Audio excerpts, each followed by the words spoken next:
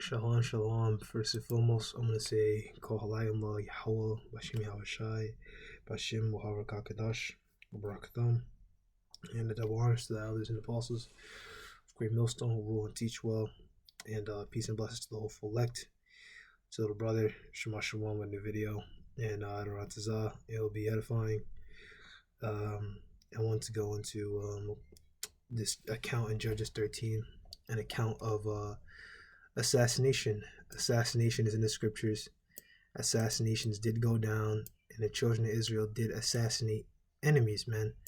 All right, they assassinated, whether it would be a heathen, I was going to get into this account, or even assassinate their own people, which is in other accounts. But for this part, I want to focus on us assassinating a heathen king that reigned over us.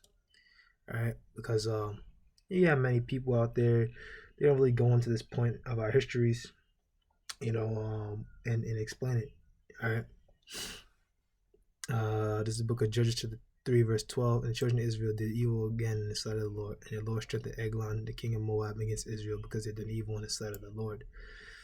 So when you read Psalms 17 and 13, the wicked is the Lord's sword. So when we go off, the Lord brings these wicked nations against us to climb down on us. And they gathered unto him Eglon, and gathered unto him the children of Ammon and Amalek. Moab is Chinese, so Eglon is a so-called Chinese man. And they gathered unto him the children of Ammon, a so-called Japanese man, and Amalek, which is of the Edomites. All right, and Amalek we have identified as the imposters, man. The imposters, the men that wear all black. All right, the fucking little hats, man. All right. I can pull out a photo. Let's see here.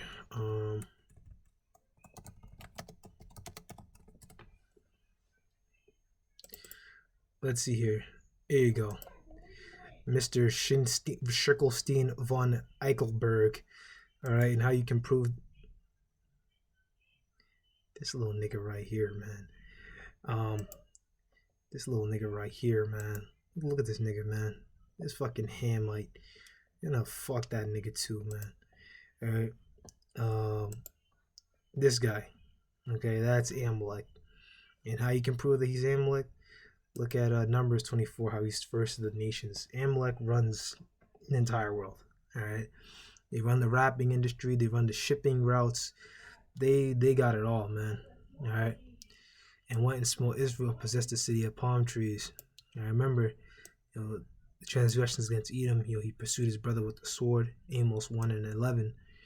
All right, this is going into that. He always, went in, allied with these other nations to come attack us and smote us. So you people who ally themselves with these people, with these Amalekites, are you not realizing that this man is your enemy? He wants to destroy you. He wants to kill you, because we took his birthright. We supplanted him. All right, and now he wants to kill us. Okay. But hey, it's going to be turned back onto him in Obadiah 1 and 18. He's going to be the one to be destroyed and wiped out. Okay, so remember Sirach 12 and 10, never trust an enemy. So the children of Israel served Eglon, the king of Moab, 18 years. When the children of Israel cried unto the Lord raised them up a deliverer, Ehud, the son of Jerah, a Benjamite, a so-called Jamaican, a man left-handed, and by him the children of Israel sent a present unto the king, to Eglon, the king of Moab. And because Israel had to pay tribute, when you're conquered by another nation, you have to pay them tribute. You have to pay them money. All right, so you're tributary. But Ehud made him a dagger which had 2 edges of a cubit length, and he did gird it under his garment upon his right thigh. All right, so you look at a 2-edged dagger. I don't know how much a cubit is. I think it depends, but I'm not going to go into that. But this is a 2-edged dagger, like a knife, man.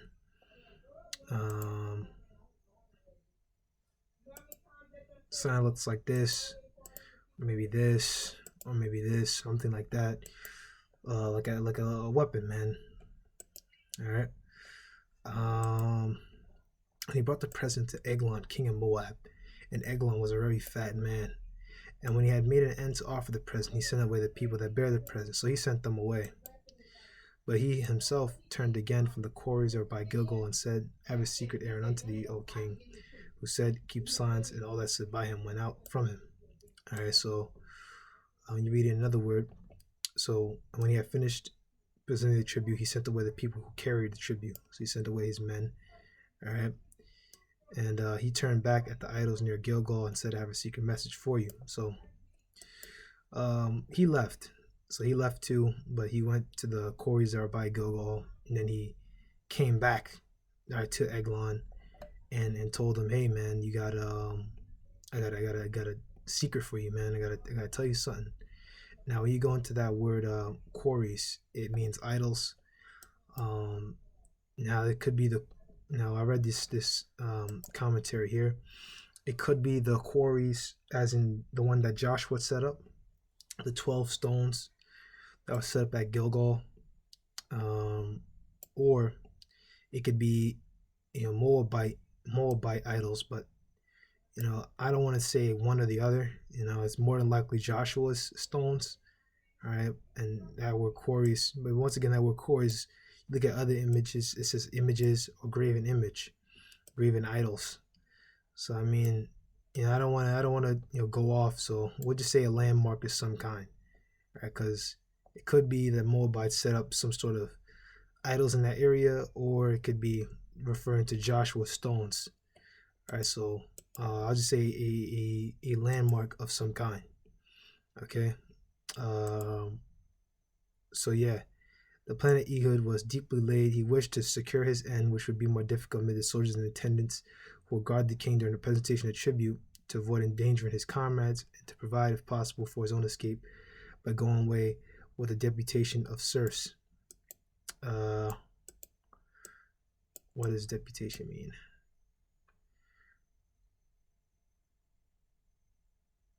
Here he had been a member of a deputation. Oh, delegation. Yeah, so he wanted to go on with the deputation of serfs, which he had introduced, but he's still more lulled suspicion asleep. Yeah, I mean, he was deputation with the deputation of serfs. He didn't really. Yeah, I mean, he wants to be in that position, like as a serf, to remain in that position. Delegation, legacy, which is what he was. He was a delegation. With those men that he was sent to handle the tribute. He was basically a delegation, or sent a delegation sent by Israel to give him the money and give him the tribute, give him the presents. All right. There's something else I wanted here. Some well-known landmark. So Gilgal was near Jericho. When Ehud had accompanied his comrades to some well-known landmark at Gilgal, he returned to Jericho. Josephus says he had 2 attendants with him, but the word people in Judges 3:18 implies that many more had accompanied him. So it sounds like, well, I guess it would make sense that he took over Jericho, and he possessed the city of palm trees, that this Eglon made his palace in Jericho. So they returned back to Jericho. So they went from Gilgal, which is right next to it, and back to Jericho. Yeah. So Jericho and Gilgal is around here when you look at something else.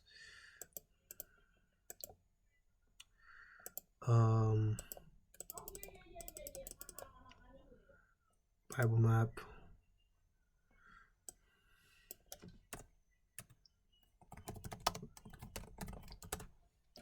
Slocky here.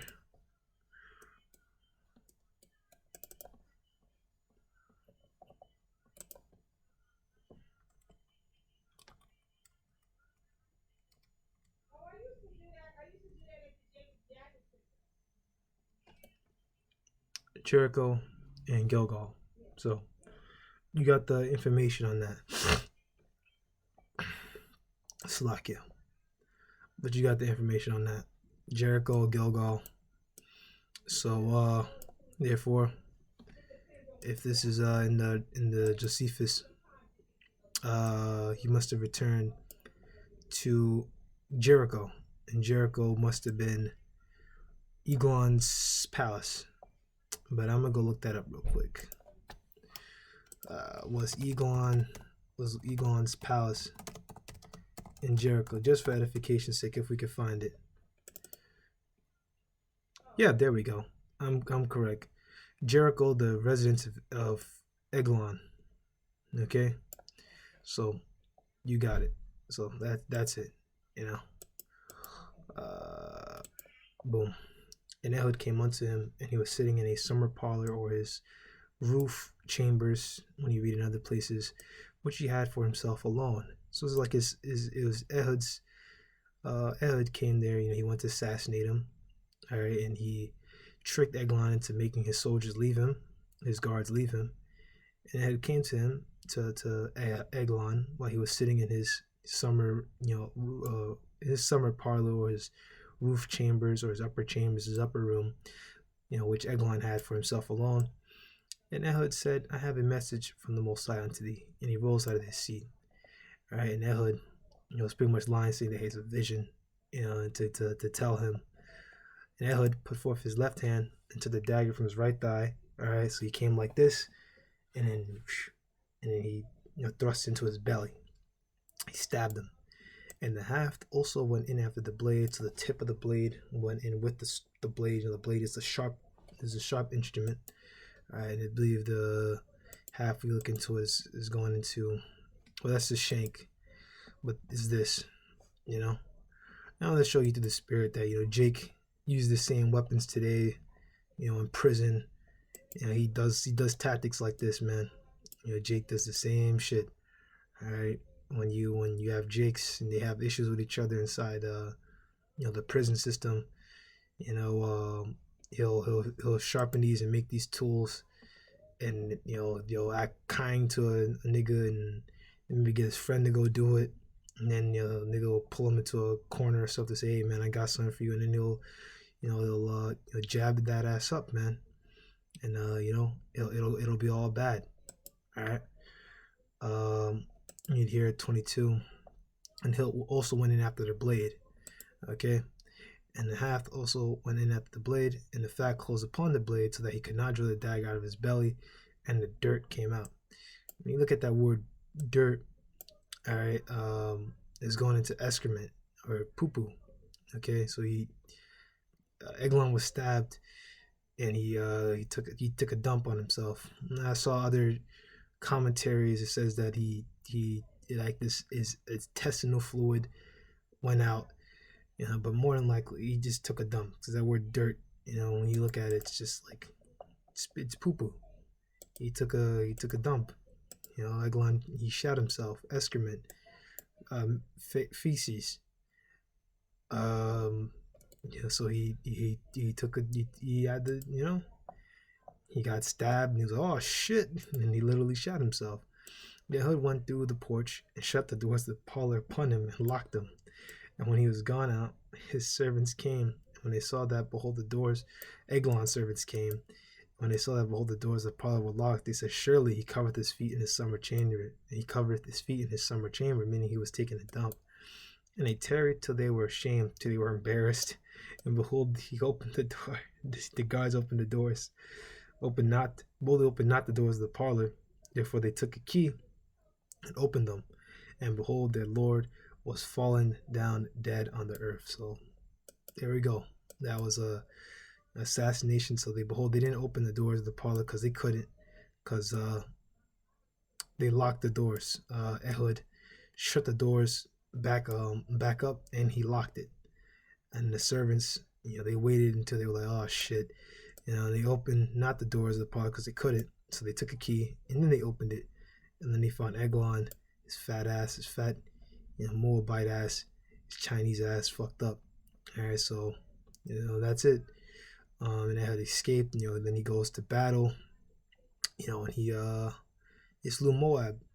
All right, and it took him down, and we were able to win. But hey, as I said, through Spirit, Jake did the same thing, man. Prison guard sentenced for shaking South Carolina inmate. So that's the same shit. Nothing's new under the sun. Jake do these same tactics. In these jail systems, You know, they'll say, hey man, you know, they'll say, hey, you know, they'll motion over and they say, hey, go get that guy, and then he'll get like a fucking toothbrush or some shit, something like this. This looks kind of similar to a double-edged blade, something like that, you know, and they'll hide it somewhere, whether it be in their undies, their duntaduns, and they'll put a nigga to death, man. So Lord willing, you brothers will edified. So assassination is in the scriptures. All right. So scriptures are not all lovey dovey. Okay. There's wars. There's war histories in there. All right. And if you say, oh, I don't agree with it, well, then that's too bad, man, because there is archaeological evidence, you know, of this, you know, in other scriptures I read, that there's actually, you know, evidence, I believe, of this palace even being around, but I'm not going to say it because I don't have it up at the moment. So, Lord willing, this video is edifying, and till next time, shalom.